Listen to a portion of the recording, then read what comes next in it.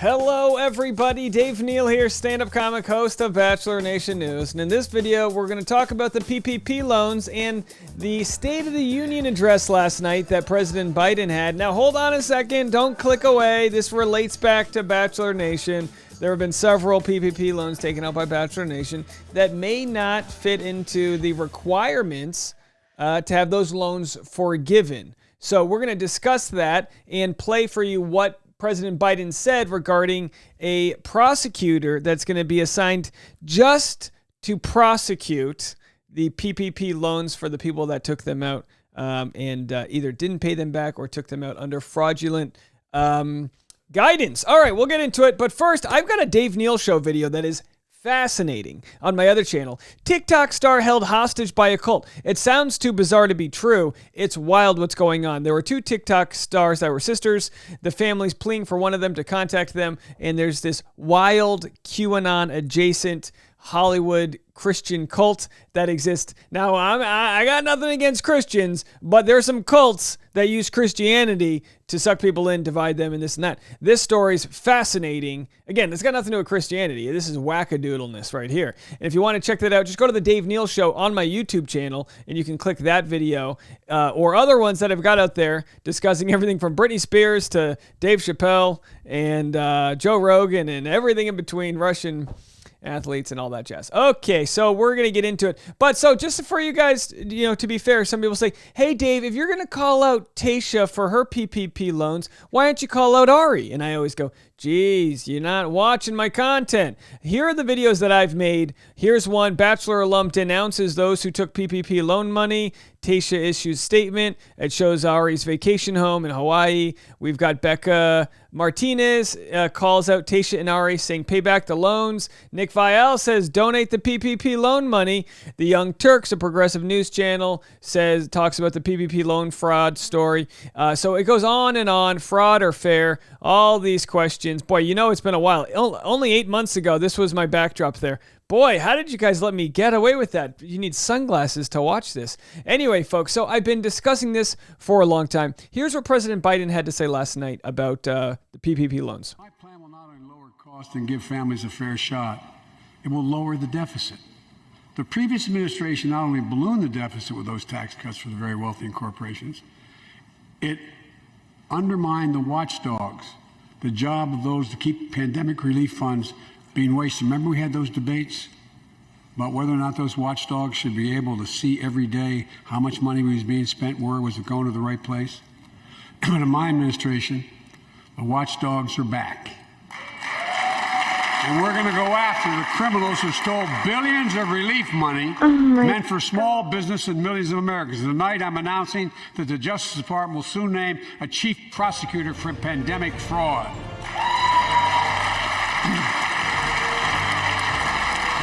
And look,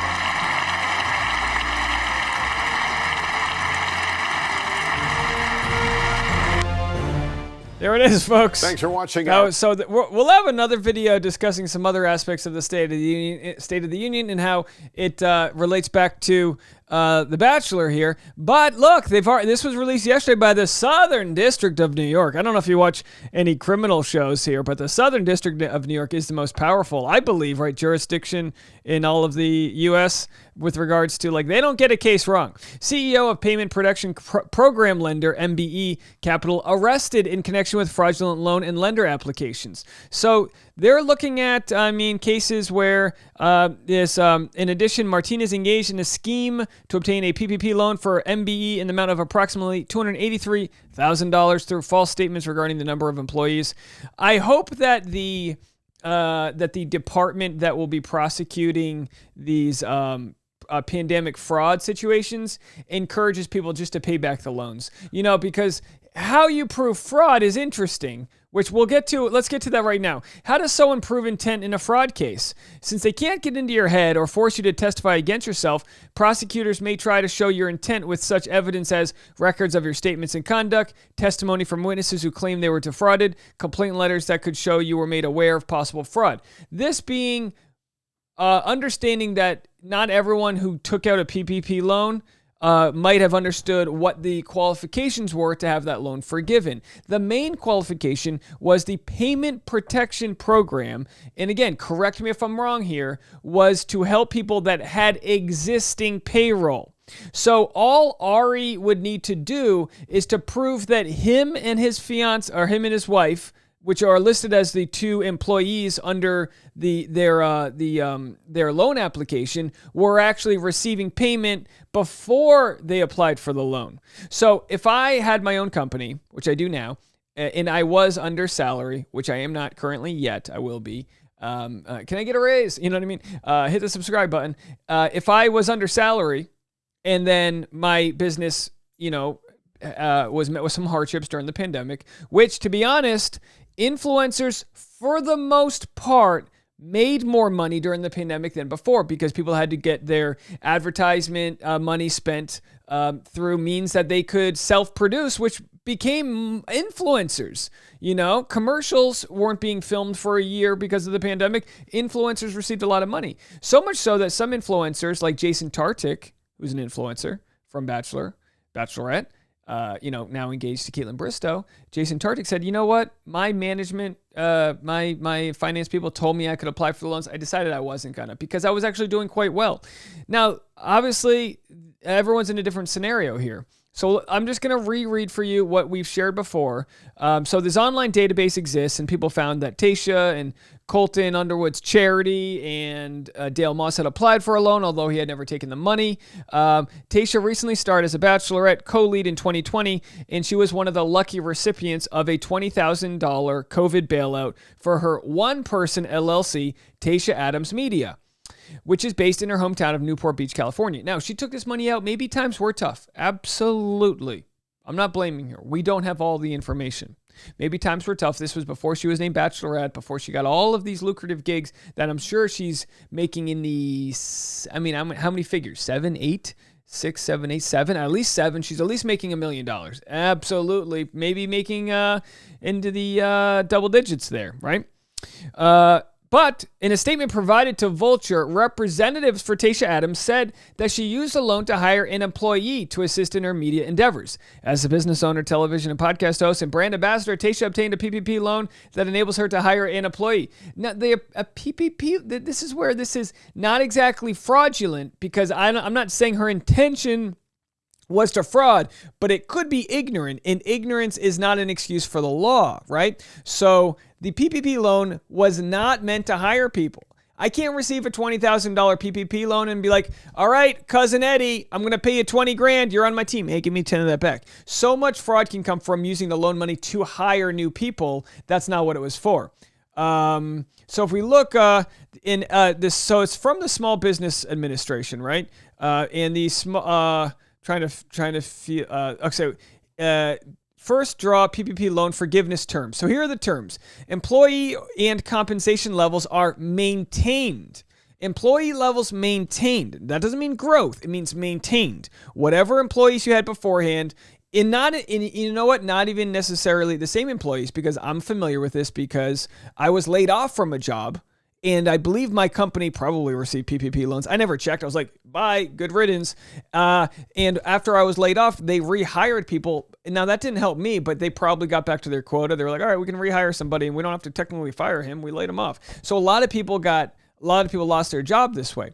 The loan proceeds are spent on payroll costs and other eligible expenses. Now, the key word is other eligible expenses. I don't know what that might entail, but payroll costs would mean who's being paid. Now, like I said, if Tayshia's using the money for new employees, that doesn't factor into what the reasons were here. The third, at least 60% of the proceeds are spent on payroll costs. So again, we don't know if that was the case, how and when to apply for loan forgiveness. A borrower can apply for forgiveness once all loan proceeds for which the borrower is requesting forgiveness have been used. Borrowers can apply for forgiveness anytime up to the maturity of the loan. All right, so listen, if I were in Tayshia's shoes, like I said, probably making $1 million, you know what I would probably do? I'd probably pay back the loan in full. just so I don't have to deal with, any future. Like, I mean, imagine finding out that these special Department of Loan Prosecuting is going to come after everyone from people who took out $250,000 to $20,000. I mean, it all adds up. And in fairness to the small businesses that didn't receive the loan, so many businesses that had better resources, legal teams, finance teams, better, more ability to exercise these loans, to be able to jump on them. Those are the companies that got all the money. And then the mom and pop shops, which were just flipping pizza and making, perfect pepperoni pizzas with the little the little pepperonis that kind of pool up on the sides when it cooks, and then the grease sticks in the middle like a perfect Italian hot tub, right? Those guys, they were too busy trying to stay alive. So there's plenty of companies that weren't able to apply for the loans in time. We're talking days. These loans just vanished, and they deserve some justice. They'll never get their companies back. And no one's blaming Tayshia Adams for taking the $20,000, thinking that everyone would get it. But I guarantee you, she wouldn't have taken that money if she thought this would have been the result. You know what I mean? Of people wondering about their finances.